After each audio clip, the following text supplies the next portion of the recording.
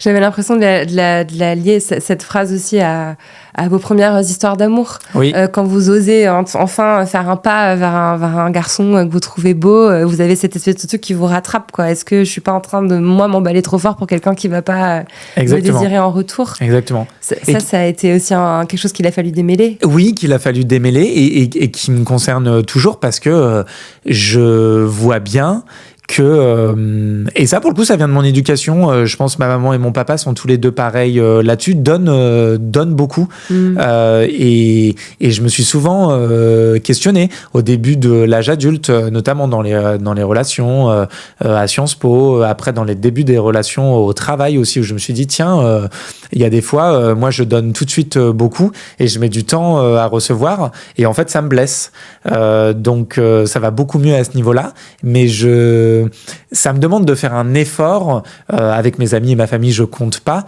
mais d'essayer d'être sûr qu'en retour, je reçois la même attention que ce que je donne, parce que je considère que c'est important dans les relations de recevoir ce qu'on donne et inversement, quoi. Hyper intéressant, et je pense que c'est un vraiment bon conseil, parce qu'en fait on parle souvent de régulation émotionnelle, mais là vous décrivez presque une régulation relationnelle. Genre comme si on devait aussi un peu savoir doser. Oui. Parce que parfois, chose que je ne sais pas faire. Que je ne sais pas faire. C'est un peu quand même ce que vous avez appris à faire. Et ce que j'ai appris à faire, ça semble un peu grandiloquent, dit comme ça. Enfin, je m'entoure globalement et de plus en plus de gens qui ont le cœur sur la main. Donc du coup, c'est chouette parce que du coup, ça veut dire que j'ai de moins en moins de questions à me poser. C'est-à-dire, j'ai l'élan naturel de donner beaucoup et je reçois aussi beaucoup.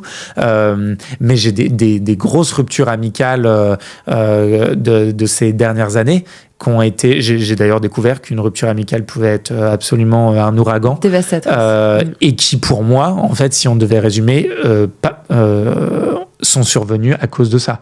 C'est-à-dire, en fait, c'est juste plus possible de donner autant et de s'entendre dire que c'est jamais assez.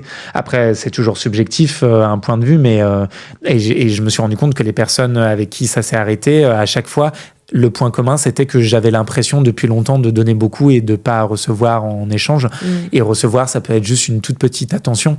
Et que les gens avec qui ça dure depuis des années et même des décennies, c'est des gens où d'emblée, le rapport, il me semble, a été assez égalitaire ou assez sain à ce niveau-là. Ouais.